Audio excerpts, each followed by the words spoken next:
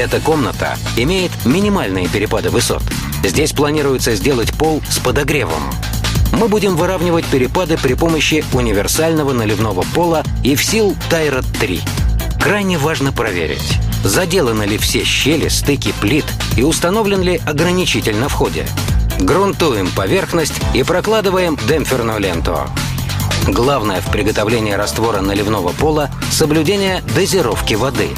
Универсальность наливного пола Evsil Tyrad 3 прежде всего именно в диапазоне слоя нанесения – от 2 до 100 мм. При этом он создает идеально ровное финишное покрытие. Выравнивание поверхности должно производиться быстро и непрерывно до нужной высоты.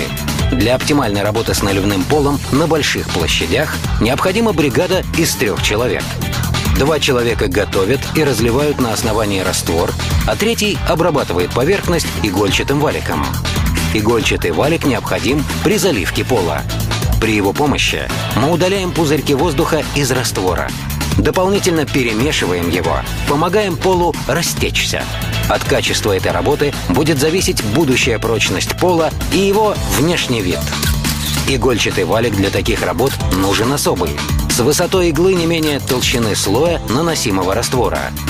При заливке раствора на систему теплый пол игольчатый валик рекомендуется заменить на жесткую щетку.